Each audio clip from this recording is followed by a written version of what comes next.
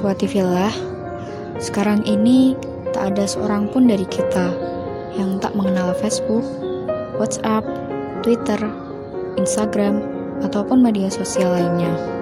Situs jejaring sosial tersebut begitu digemari masyarakat karena dapat membantu memperluas pertemanan, membuat komunitas, menemukan teman lama, silaturahim, berbisnis, kampanye politik, menggalang aktivitas sosial, berdakwah, dan bahkan cari jodoh.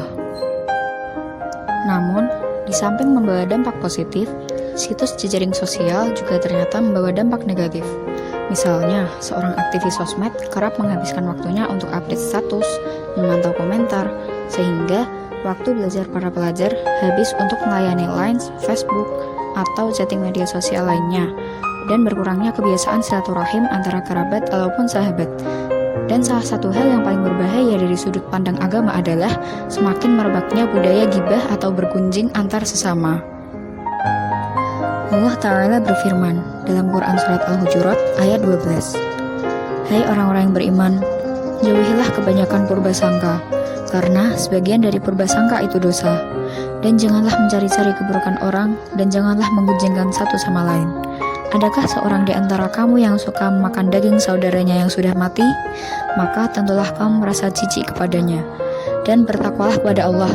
Sesungguhnya Allah Maha Penerima Taubat lagi Maha Penyayang." Sebenarnya, apa sih gibah itu?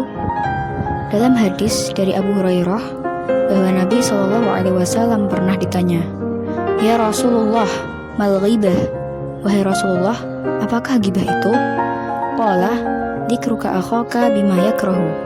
Beliau menjawab, engkau menyebut-nyebut saudaramu dengan sesuatu yang tidak disukainya. Qila, "Afara'aita in kana fi akhi ma aqul?" Beliau ditanya lagi, bagaimana pendapat engkau jika pada diri saudaraku itu ada sesuatu yang aku katakan? Qala, "In kana fihi ma taqulu faqad iqtabtah, wa illam yakun fihi ma taqulu faqad bahattah." Beliau menjawab, jika pada dirinya ada sesuatu yang engkau katakan, berarti engkau telah menggibahnya. Dan jika pada dirinya tidak ada sesuatu yang engkau katakan, berarti engkau telah mendustakannya. Hadis ini diriwayatkan oleh Muslim, Abu Dawud, dan At-Tirmidzi. Engkau menyebut-nyebut saudaramu dengan sesuatu yang tidak disukainya. Inilah kaidah yang diajarkan Rasulullah SAW agar kita mengetahui batasan ghibah. Kaidah ini harus dipegang teguh oleh setiap muslim yang hendak membicarakan saudara-saudaranya sesama muslim. Meskipun apa yang dibicarakan itu memang benar-benar ada pada diri saudaranya terkait dengan cacat tubuh, budi pekerti, harta, anak, istri, saudaranya, atau apapun yang ada hubungannya dengan dirinya. Hasan, cucu Nabi SAW, berkata bahwa bergunjing itu ada 3 macam. Ketiganya disebutkan dalam Al-Quran, yaitu ghibah, ifki, dan buhtan. Ghibah atau bergunjing, yaitu menyebut-nyebut keburukan yang ada pada orang lain.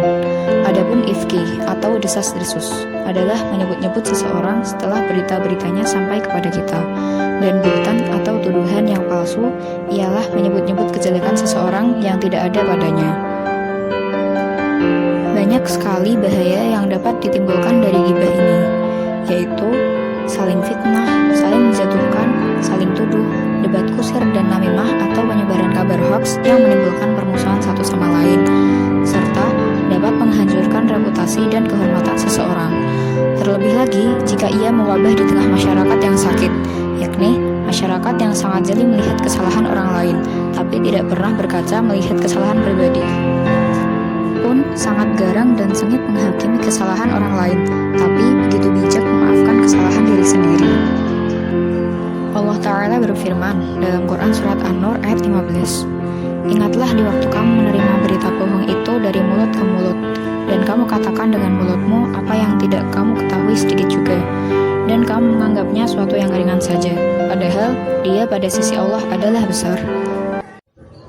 Segolongan ulama mengecualikan beberapa kondisi, sehingga ada beberapa ghibah yang diperbolehkan. Yang pertama yaitu pengaduan. Seseorang yang didolimi bisa mengadu kepada penguasa atau hakim atau seseorang yang memegang kekuasaan untuk berbuat adil terhadap orang yang mendoliminya. Dia bisa berkata, "Fulan mendolimiku begini dan begini." Yang kedua, sebagai sarana untuk merubah kemungkaran dan mempengaruhi orang yang durhaka agar menjadi benar. Seseorang bisa berkata kepada orang yang bisa mengenyahkan kemungkaran, "Fulan berbuat begini dan begitu." Maksudnya, laporan itu sebagai upaya untuk menghentikan kemungkaran pelakunya. Tetapi jika niatnya bukan untuk itu, maka perbuatannya adalah haram. Yang ketiga, yaitu untuk meminta fatwa. Misalnya, ucapan seseorang, "Bagaimana pendapatmu tentang seseorang yang berbuat begini dan begitu kepadaku?" Yaitu tanpa menyebutkan nama orang yang bersangkutan. Tetapi menyebutkan nama orang yang bersangkutan tetap diperbolehkan. Hal ini didasarkan kepada riwayat Aisyah radhiyallahu anha bahwa Hindun bin Utbah istri Abu Sufyan pernah berkata, "Wahai Rasulullah, sesungguhnya Abu Sufyan adalah orang yang kikir.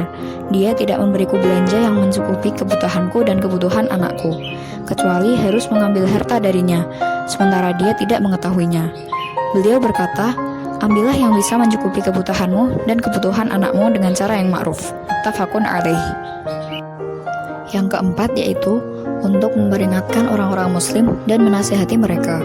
Misalnya, jika seseorang melihat orang lain yang sedang belajar akan condong kepada ahli bid'ah atau hendak mendatangi orang fasik yang akan dijadikan guru, sehingga orang yang akan belajar itu dikhawatirkan akan mendapat kemudaratan bagi agamanya. Dalam keadaan seperti ini, dia bisa memberitahukan keadaan orang yang hendak didatangi tersebut. Yang kelima yaitu untuk memberitahukan keburukan seseorang yang jelas kefasikan atau perbuatan bid'ahnya, seperti orang yang terang-terangan meminum khamar, menghalang-halangi manusia dari Islam, mengambil harta secara zalim, dan melakukan hal-hal yang batil. Yang keenam yaitu untuk pengenalan, misalnya penyebutan si buta, si pincang, si tuli, dan lain-lain yang tidak dimaksudkan untuk mengolok-olok atau memperlihatkan kekurangan. Meskipun begitu, Asy-Syaukani telah mengomentari pendapat An-Nawawi tersebut, bahwa sebagian di antara contoh-contoh ini tidak bisa dijadikan pengecualian pengharaman ghibah dan beliau tetap menganggapnya sebagai ghibah.